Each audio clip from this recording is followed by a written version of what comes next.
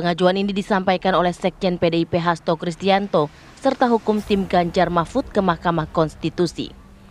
Megawati menulis pendapat atau pemikirannya atas perkara perselisihan hasil pemilihan umum presiden dan wakil presiden 2024.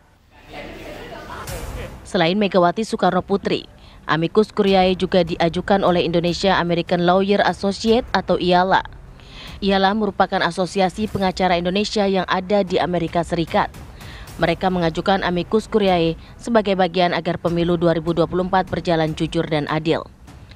Sebelum diajukan, perwakilan IALA telah berdiskusi dengan para ahli sebelum menyampaikan amicus curiae ke Mahkamah Konstitusi.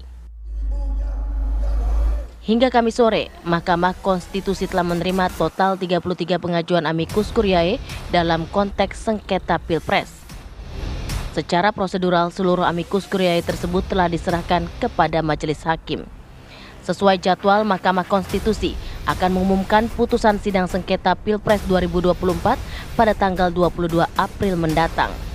Saat ini Hakim Mahkamah Konstitusi masih menggelar rapat permusyawaratan hakim atau RPH. Tim TV One mengabarkan.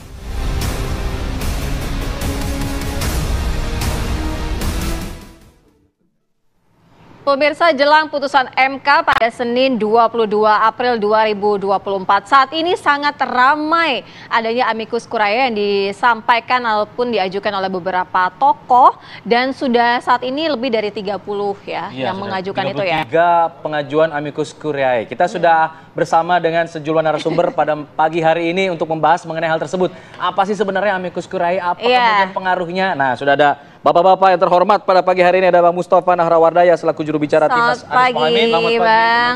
Ada Bang Frits Edward Siregar, Wakil Komandan Tim Hukum dan Advokasi TKN Prabowo Gibran. Selamat pagi, Bang. Selamat pagi. Ada Bang Ruhut Sitompul, juru bicara TPN Ganjar Mahfud. Selamat pagi. Bang. Ini nih dress code-nya sama semua loh. Janjian apa gimana ini? Jadi artinya agak sedikit kalem, berkawan ya. Ada satu lagi, ada Bung Kodari. Bung Kodari selaku pakar politik sudah bergabung melalui sambungan Zoom. Selamat pagi, assalamualaikum Bang Kodari. Selamat pagi, Bang Kodari. Waalaikumsalam, selamat pagi. Masih kriep-kriep ya Bang, sudah seger ya Bang ya, pagi-pagi ya Bang. Baik, saya ingin ke Bang Tova dulu. Bang Tova, ada 33 nih, dari 01 berapa yang diajuin Bang sebenarnya? Pengajuannya ada berapa? Sebenarnya nggak ada yang ngajuin dari 01. Orang mengaku berkepentingan terhadap persoalan di MK, termasuk kayak sengkarut banget gitu sidangnya kan. Ada kejanggalan, mereka peduli ya kepada proses ini. Menguntungkan nggak buat 01? Belum tahu, tapi kalau dari isi konten yang saya baca ya menguntungkan. Jumlahnya nggak sampai 30 kalau dari 01 itu. Maksudnya yang mendukung ke petitum 01 ya, arahnya ke sana. Yang paling banyak itu 02 10.000 kemarin pas jumpa pers. memang MK mengatakan menutup sampai tanggal 16. Ketika tanggal 16 itu kesimpulan dari ketiga paslon disampaikan ke MK. Tetapi kemarin juru bicara MK itu lebih progresif lagi. Sampai kapan pun akan ditunggu. Karena putusan terakhir itu tergantung pada mahkamah. Mana yang mau diakomodir, mana yang mau didengar, atau malah semuanya didengar. Ini kan tergantung mereka kan, bisa jadi. Bisa juga tidak. Tetapi ini fenomena yang fenomenal sekali, karena sebelum-sebelumnya pada Pilpres yang lalu, lampau-lampau, tidak pernah terjadi seperti ini. Apalagi ini banyak banget gitu ya Bang. Artinya ini masyarakat peduli terhadap masa depan demokrasi Indonesia yang konon ya, menurut banyak orang dirusak oleh sekelompok orang, dicoreng dengan tinta hitam. Oleh karena itu mereka peduli, ingin urun rembuk. Menyampaikan opini meskipun bukan perlawanan ya, tetapi menyampaikan opini. Siapa tahu kemudian itu didengar oleh majelis hakim. Kita dengarkan kalau dari Bang Frits sendiri Bang, katanya paling banyak juga dari 02 yang mengajukan amicus curiae.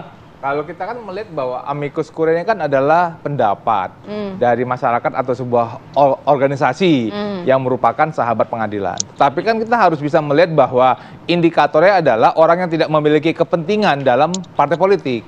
Iya kan? Tapi kalau orang yang mencalonkan kemudian menjadi sahabat pengadilan juga susah gitu loh. Karena memang menjadi bagian ataupun memang menjadi pihak dari sebuah permohonan. Siapa maksudnya? Jadi, Ibu Mega? Ya, saya sih melihat bahwa kalau Ibu Mega kan disebut sebagai sahabat pengadilan misalnya. Meski saya merasa Ibu Mega lebih cocok sebagai sahabatnya Ganjar Mahfud gitu loh. Kan beliau kan partai politik gitu loh kan gitu. Beliau menjadi peserta. Tapi terlepas daripada itu kan ini merupakan bagian daripada proses demokrasi kita. Kalau masyarakat mau memberikan pendapat kepada sebuah proses pengadilan sebagaimana sudah pernah disampaikan. Ya, katanya ada yang dicoreng jadi masyarakat mau melaporkan. Apakah kemudian itu akan dipergunakan sama hakim atau tidak? Biarkanlah masyarakat dapat menyampaikan itu kepada pengadilan dan kami mendukung proses itu. Bukankah itu proses daripada sehingga mahkamah terbuka dengan semua masukan. Terlepas kemudian apakah itu akan menjadi perhatian mahkamah, apakah kemudian mahkamah akan mempertimbangkan, kita harus mengembalikan kepercayaan tersebut kepada mahkamah sebagai lembaga yang memiliki kewenangan dalam proses ini. Bang Ruhut, komentarnya kalau Bu Mega katanya bukan sahabat pengadilan, ini mah sahabatnya Ganjar Mahfud, harusnya tidak boleh terkait yang ikut pengajian. Apalagi nulisnya pakai tinta merah gitu, ada makna-makna tertentu tidak, Bang Ruhut? Kalau kita objektif berpikir, MK itu nggak ada kalau nggak ada Bu Mega. Oke, gimana tuh maksudnya? Waktu itu beliau Presiden Republik Indonesia yang kelima. Oke. Lahirnya MK dan KPK, karena kita tahu bagaimana korupsi pada waktu itu. Walaupun sekarang makin ngeri, kan itu karena KPK-nya juga, kan begitu ya. Begitu juga MK, Mahkamah Konstitusi, di mana Undang-Undang 24 tahun 2003 itu kan beliau presiden, ya.